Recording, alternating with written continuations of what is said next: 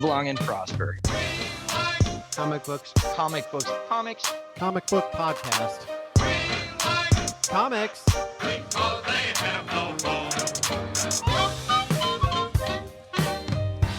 Get you later. Did you say get you later?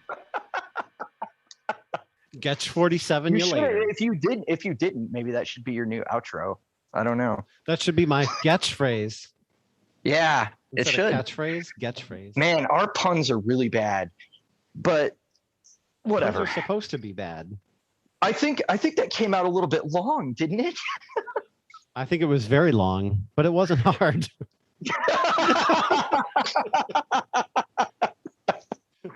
Why are those kind of jokes so funny? I'm almost 40 years old and I still think that's funny. I guess it never stops being funny. I don't know. You're only as old as you feel in your head with your puns. I don't know. Well, my body feels a lot older than my head does. So. Well, but that doesn't matter. No. It's what's inside that counts. Well, my body has insides. Oh, that's true. How do they feel? I have a heart, lungs, and pancreas. Is that all? You might be missing it. Doctor, they're all missing. I don't know. I'm going on the Venom thing. Doesn't he say that in the first Venom movie? Heart, lungs, pancreas. Oh, so something that wasn't that a yeah. I don't know. Whenever I think of that movie, all I think about is a headless, armless thing like a turd in the wind. I think that was right after that line. I don't know. I've only seen it once, and I think it was with you. But I'm debating whether I should watch the sequel new one before we record or not. Oh, you should watch it, man. Honestly, because it's just. I don't think it's going to affect your opinion of the comic book because I don't think it's a direct adaptation of that comic book, but they use the title of that comic book. Like Venom has to say, we're the lethal protector like 500 times. And I'm like, I get it. You're referencing this storyline from the 90s. Well, I'm wondering if I should read it first and then see it, and then read it again and then take notes. Just that to have a different perspective. Honestly, because if you watch it, then we'll have more things to say about the movie as well as the book. Yeah. So. All right. I don't know. I know you've been recording all this, and I don't care. Well, because the last 3 episodes, we'll talk afterwards, and it'll be good stuff, and I'll be like, I would have recorded that. I know, just like spitballing. That can be for our Patreon subscribers. Yes. People that give us it's not OnlyFans. I don't know. I know. Paid premium content. That's you said OnlyFans that one time, and I was like, that's not the message we want to project. It is paid premium. If you want to hear us talk about comics and some sexy cosplay, or boneless, boneless doesn't seem like a very good title for something sexy. No, you want bones on that part, or I don't know, somebody does. What you don't know is that right now I've been recording this without any clothes on, so there's some spicy content for the listeners out there. I think I felt better not knowing that, but now that I know it, I think I have to go. See? Well, all right. I'll talk to you later, man. I think my guess is it's about an hour 20, maybe an hour and a half with the extra parts of us talking at the beginning, the end. Because I thought it was like 140 when we, or not 140, 1240. 1240. Yeah, when we actually got started. You're probably about right. So. And there are going to be some ums and uhs. I was really trying to be conscious, at least in the first half, not to do that. And then I got deeper into the discussion and I noticed myself doing it again. And so then I tried to tamp it down a little bit. I don't know. Yeah, it is what it is. So Voyager was escorted home in 2378. Wow. So I was really close on the year. Yeah. I said 2380. The only reason I said 2380 was because I know Picard is like 2400. Supposedly. Mm-hmm. So it's like 20-ish years after what we had seen.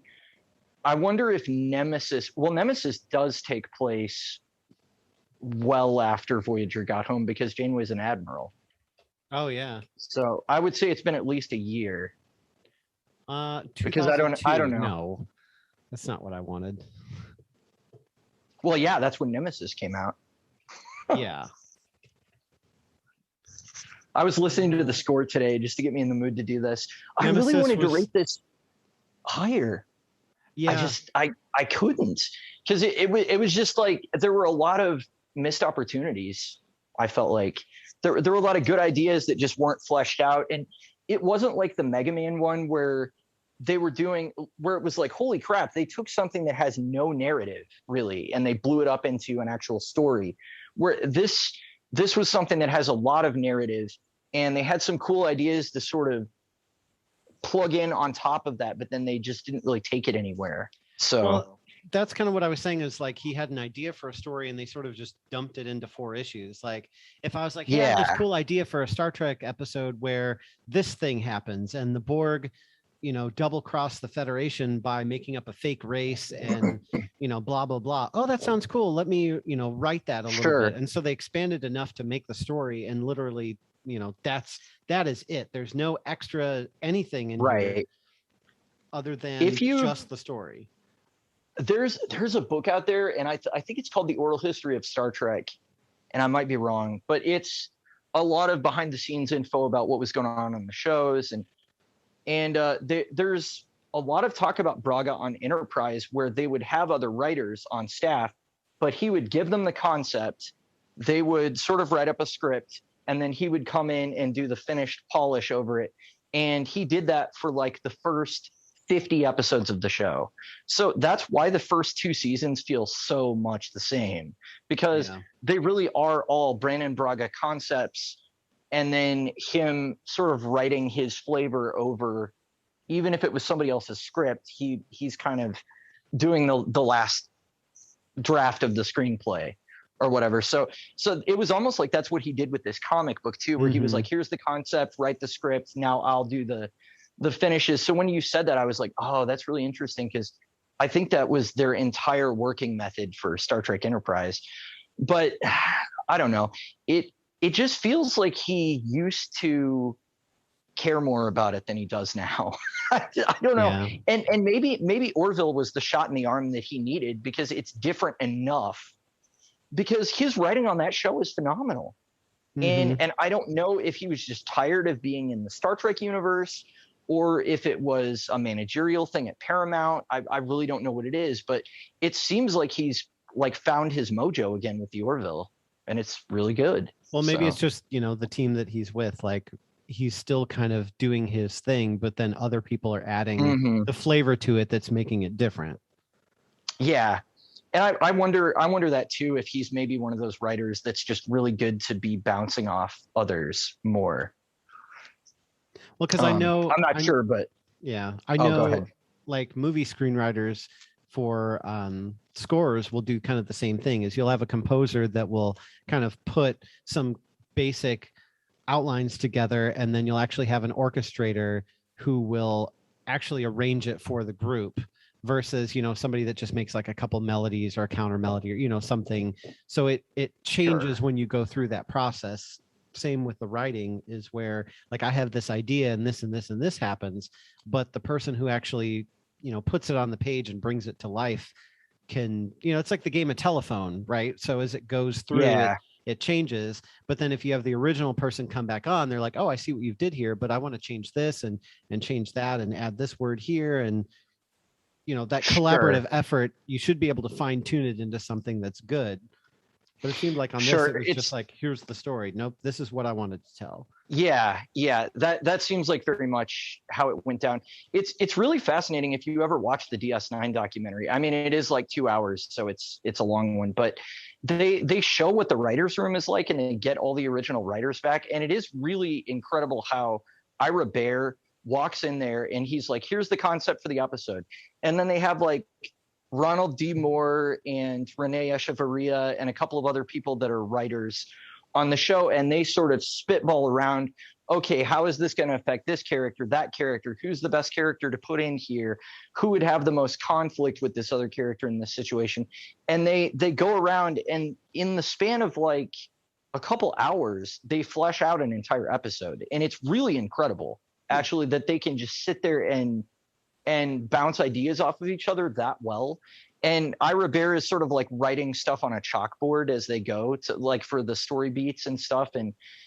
And it seems like that comes out better than when you have one guy that's just like, this is the one thing we're doing and it's not open to interpretation. And I think a lot of what happened with Enterprise was a result of that mentality. Also because from what I hear, Rick Berman was in the writing room, and he's not a writer, he's a producer.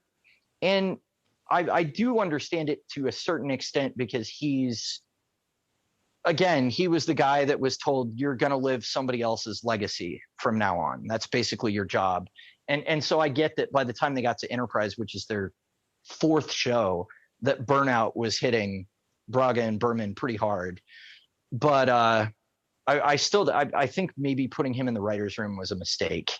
I think maybe it would have benefited for a little bit more hands off, because what you end up with is just so much kind of like stock Star Trek stuff. And then once they get out of the way and Braga leaves and Manny Koto takes on the show running role, it's like the show has such a life that was never there before.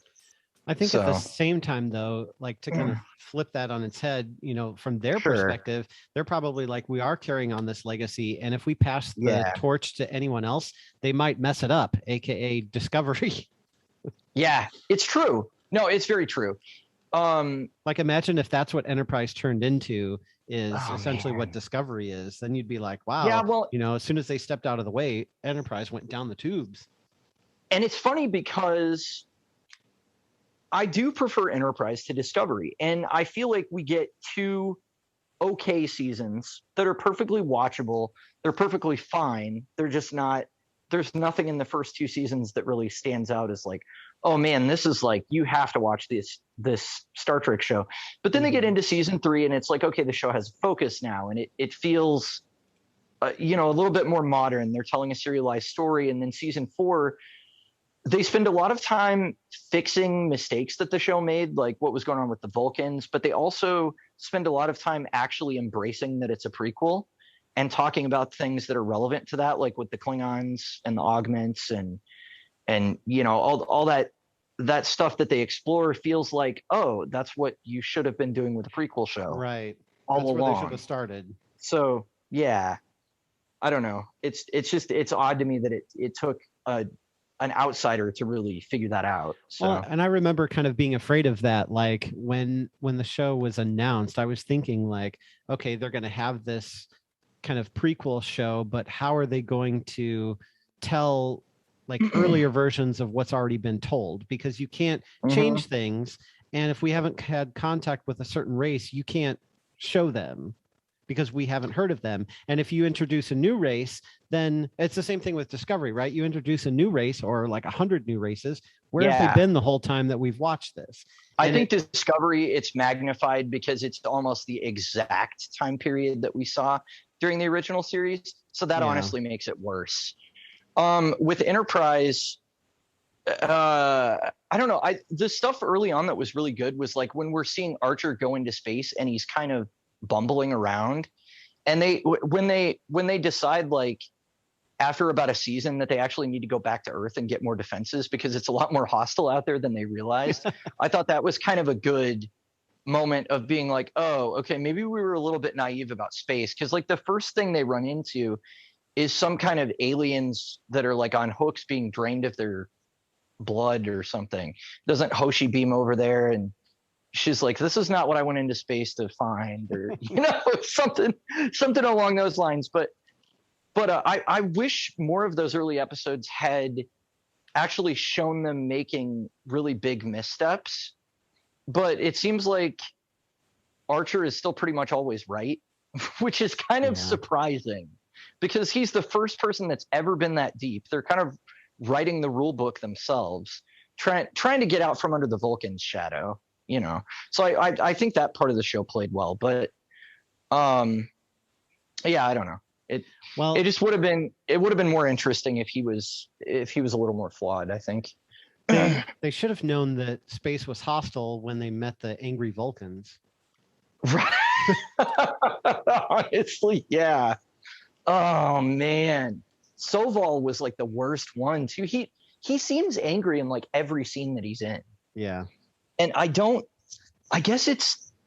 know if that was an acting choice or it has to be what they were telling them to do on the show, because they're all kind of that way except T'Pol, who actually was arguably a good actress. I mean, yeah, I think they hired her because she looks like a fashion model, but she's actually a good actress is the thing. And she was way more restrained than everybody else that played a Vulcan.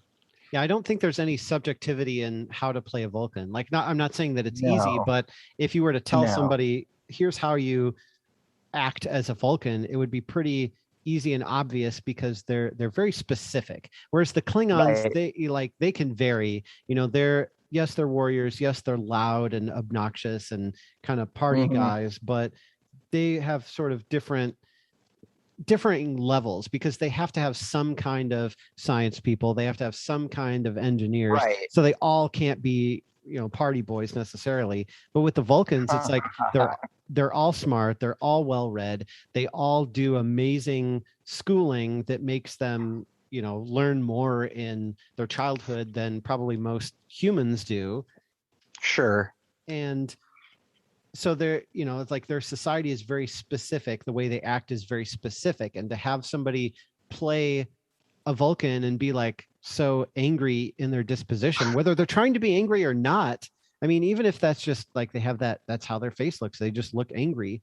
I mean, do you think it's like an acting school thing though? Because like actors would be trained to emote. Right. I mean, that's what you want to be able to do as an actor is to really show emotion and make it look genuine. So when you get this job where you're like, we want you to do the opposite of that, maybe that's hard, but also I feel like the casting director has some fault there, because if you cast somebody that's not able to pull that off, that's what I mean. Kind of on you. I don't know. Anybody who's seen Star Trek with a Vulcan in it should at least be able to say, hey, that guy's not acting very Vulcan-like. Right. And so to say that there'd be like not one person in the room who would realize that he was not acting Vulcan-like and do something about it seems very far-fetched. It does. I mean, maybe they couldn't do anything. Maybe they it was a friend of a cousin of a brother or something, and they had to, but yeah. At the same time, it's like somebody on set should have said, hey, I know that whatever position I'm in, but that guy doesn't seem very Vulcan-like. Yeah.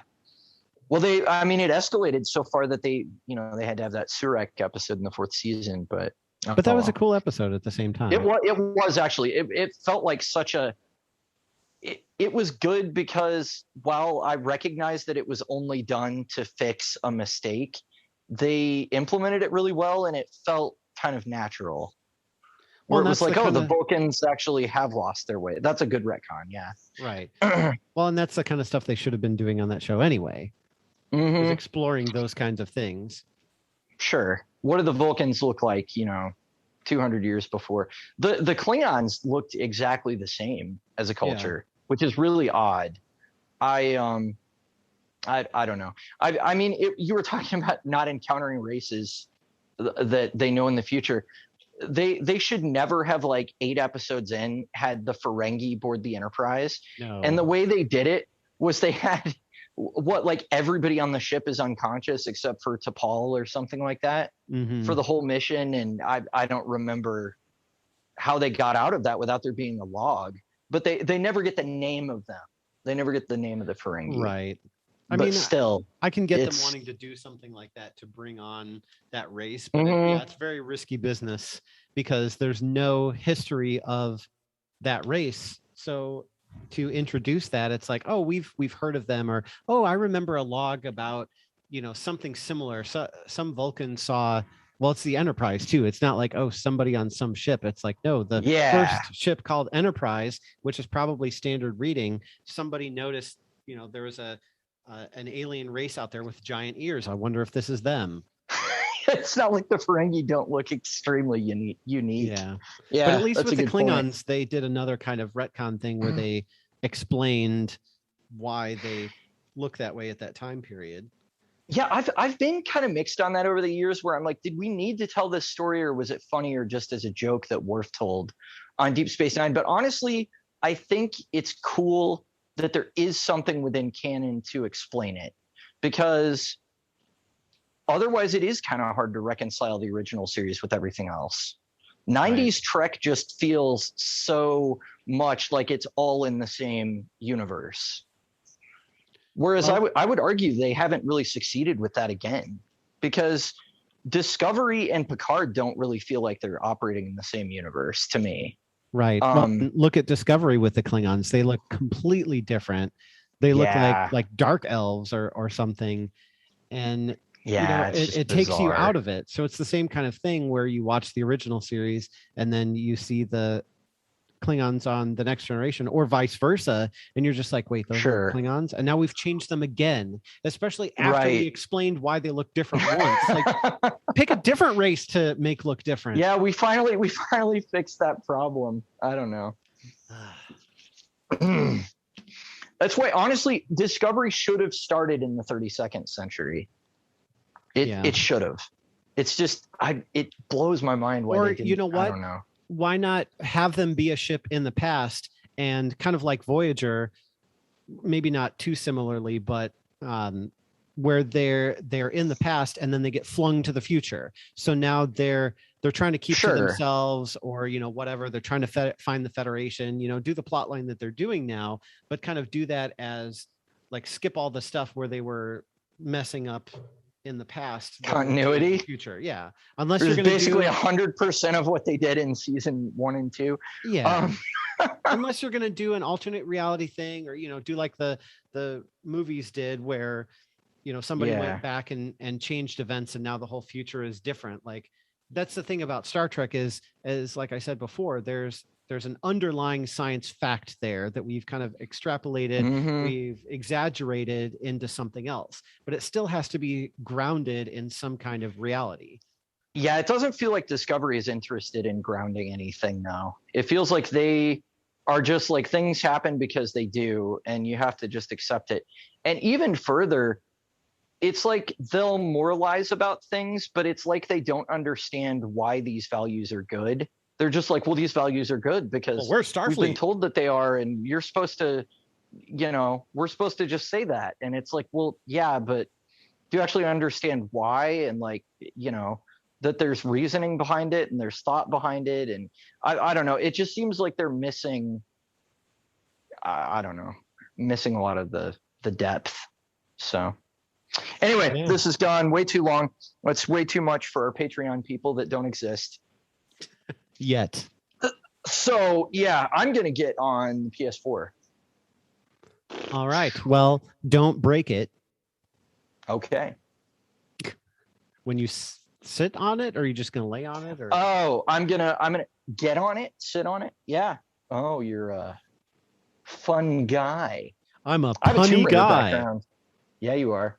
I have Tomb Raider background on my PC now because I've become such a fan of that franchise through you. So there you go. That's more of that stuff we were talking about, where one of us leads another into some cool fandom thing.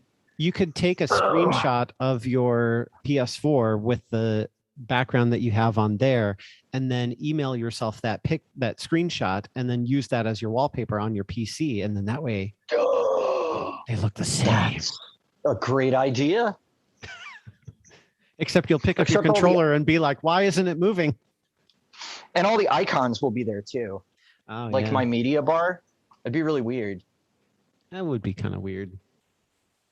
Maybe don't do that. Just view the theme without the media bar over it. Like if you could just hold select like in FF11 and it just like makes everything go away so you can take a screenshot. That was cool. Yeah. It was. All right. Well, I need to get some lunch because we did have breakfast, so I wasn't hungry at lunchtime anyway. But now I'm getting kind of hungry, and Ruby should be home soon, so I'll be on after a fashion. All right, man. Cool. I'll talk to you in a bit. All right, sounds good.